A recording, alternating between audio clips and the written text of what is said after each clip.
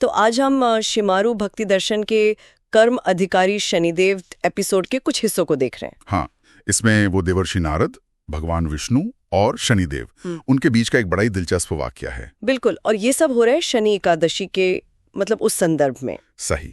तो कोशिश रहेगी कि इस कहानी से भक्ति, कर्तव्य और हाँ अहंकार, इनके जो अलग अलग धागे हैं उन्हें थोड़ा सुलझाएं, समझें। हाँ, तो कहानी शुरू होती है, नारद जी तपस्या करके लौटे हैं और क्या देखते हैं कि विष्णु जी तो शनिलोक में हैं और शनिदेव के साथ अपनी पूजा करवा रहे हैं। बस यहीं पर नारद जी को मतलब ये बात बिल्कुल हजम नहीं हुई। जाहिर है, उनका तो सीधा तर्क है, भाई नारायण वो सबसे ऊपर हैं, परम सत्य। उनके बराबर में किसी और की पूजा, वो भी शनिदेव के, ये तो सरासर अपमान है। हाँ, वो तो शनि एकादशी के इस पूरे विधान को ही मानने से इनकार कर देते हैं, कहते हैं ये नहीं हो सकता। लेकिन फिर कहानी में शनिदेव का पक्ष भी आता है। हाँ, और वो दिलचस्प है, जब विष्णु जी पूछते हैं कि भाई देर क्यों हुई आने में, तो वो कहते हैं कि मैं अपनी माता छाया, उनकी सेवा में लगा था। और इस बात की तो खुद विष्णु जी तारीफ करते हैं, कहते हैं माँ की सेवा से बड़ा तो कोई पुण्य ही नहीं है। बिल्कुल, इससे शनिदेव का एक अलग ही मतलब कर्तव्य वाला रूप सामने आता है। पर नारद जी वो इसे ऐसे नहीं देखते। नहीं, बिल्कुल नहीं, वो तो सीधा आरोप लगाते हैं कि शनिदेव तो भयदाता है। हाँ, कि अपनी वो साढ़े साती, ढैया, महादशा,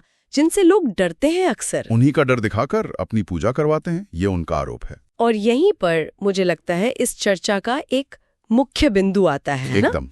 शनिदेव साफ कहते हैं, देखो मैं भयदाता नहीं हूं, मैं कर्मफल दाता हूं, और ये हक मुझे किसी और ने नहीं, स्वयं नारायण ने दिया है। मेरी जो दशाएं हैं वो सजा नहीं है, वो तो बस कर्मों का आईना है।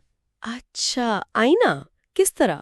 मतलब वो व्यक्ति के अंदर का जो अहंकार है ना, उसे मिटाने के लिए है, सांसारिक मोह से खींचकर ईश्वर की तरफ ले जाने का एक जरिया है। उन्होंने वो उदाहरण भी दिए थे, कड़वी दवा, हाँ, कड़वी औषधि, वो ढोल जिसे पीटा जाता है आवाज के लिए, और सोना जिसे तपाया जाता है कुंदन बनाने के लिए। बिल्कुल। पर सवाल तो उठता है ना कि क्या ये कठोरता हमेशा जायज है? क्या ये तरीका ठीक है? ये एक वाजिब सवाल है।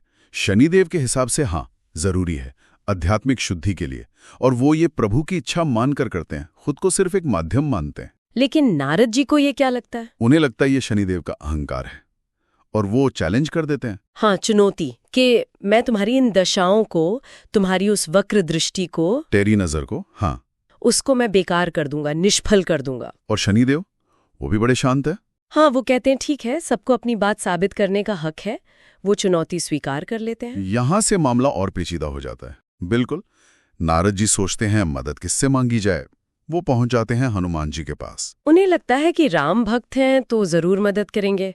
लेकिन वहां आश्रम में घुसने से पहले ही एक सीख मिलती है। हाँ, वो बकरी मैं करती हुई। हाँ, यानी अहंकार को बाहर छोड़ो, मैं का भाव छोड़ो। बिल्कुल, पर तभी कहानी में एक और ट्विस्ट आता है। कौन सा? शनिदेव भी वहीं पहुंच जाते हैं। अरे, हनुमान जी के पास? क्यों? और वो कहते हैं कि देखिए, मुझे हनुमान जी पर अपनी दृष्टि डालनी होगी। हनुमान जी पर? पर क्यों? वजह? वजह? वो लंका युद्ध वाला किस्सा, जब हनुमान जी ने मेघनाथ का यज्ञ भंग किया था। शनिदेव कहते हैं कि वो एक कर्म था और कर्म फल तो मिलेगा। पर एक मिनट, हनुमान जी तो राम भक्त हैं, और शनिदेव का तो वचन था कि हनुमान भक्तों पर। हाँ, यही पेंच है। शनिदेव कहते हैं वचन भक्तों के लिए था, स्वयं हनुमान जी के लिए नहीं। अच्छा, कर्मफल दाता होने के नाते वो भेद नहीं कर सकते।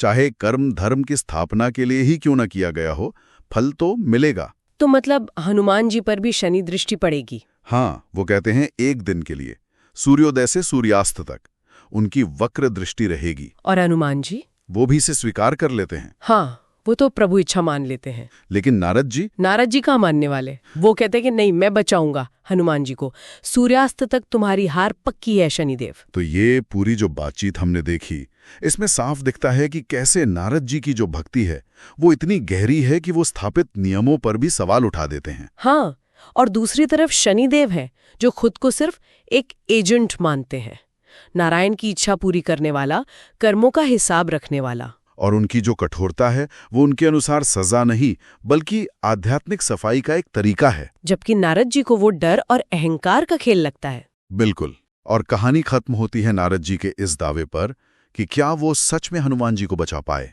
तो ये भक्ति, कर्तव्य, न्याय और अहंकार, इनके बीच का जो एक जटिल सा ताना बाना है, उसे दिखाती है ये कहानी। सही कहा। और ये हमें सोचने पर भी मजबूर करती है कि क्या जीवन में जो मुश्किलें आती हैं, जिन्हें हम कभी कभी दुर्भाग्य समझ लेते हैं, क्या वो सच में, जैसा शनिदेव कह रहे हैं, हमारे अंदर कुछ बेहतर जगाने का या शायद ईश्वर के और करीब ले जाने का कोई छिपा हुआ रास्ता हो सकती हैं? क्या अनुशासन, अगर वो कठोर भी हो, तो क्या वो हमेशा बुरा ही होता है?